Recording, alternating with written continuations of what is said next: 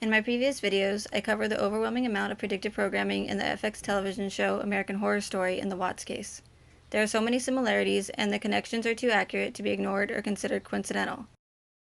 The producers of American Horror Story, Ryan Murphy and Brad Falchuk, have been fascinated with horror movies since they were kids and get a lot of inspiration for the show from classic horror films such as Rosemary's Baby, Halloween, and Friday the 13th.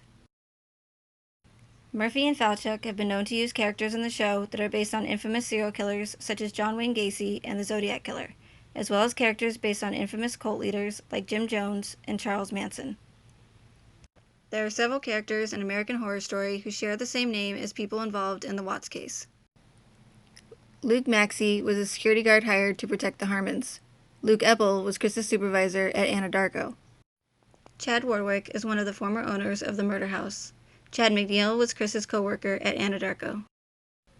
Adelaide Langdon, also known as Addie, lived next door to the Harmons.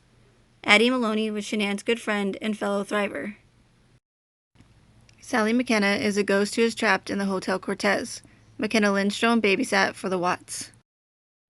Hazel Evers is the laundress at the Hotel Cortez. Hazel Heckers is a victim's advocate for the CBI.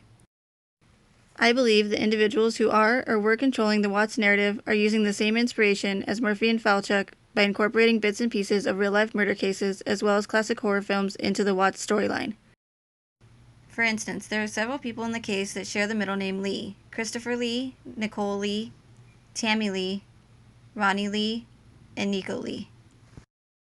From the Child's Play slasher film franchise, the serial killer doll is nicknamed Chucky. His real name is actually Charles Lee Ray.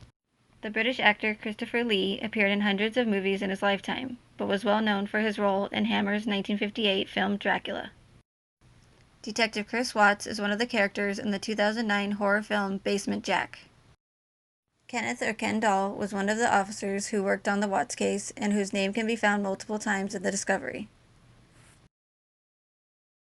Married serial killers Paul Bernardo and Carla Homolka were named the Ken and Barbie doll killers because of their good looks. What's even more strange is Paul's father's name is Kenneth. Another officer that worked on the Watts case is Officer Ted Bandy.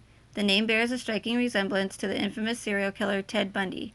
Of course, it's not exactly the same, but they couldn't have an officer named Ted Bundy because that would be too obvious.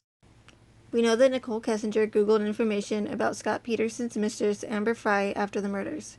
If you take Kessinger's Denver Post photo and put it next to Fry's media photo, they look very similar, even down to the suit jacket they are both wearing.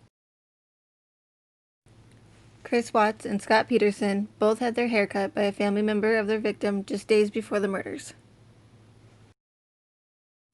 The Tacano police responded to a call of a possible break-in at the Watts residence where they find Chris's defense team inside. The defense team did not notify anyone to let them know they were going to the house. They even parked their vehicles down the street in order to be more inconspicuous.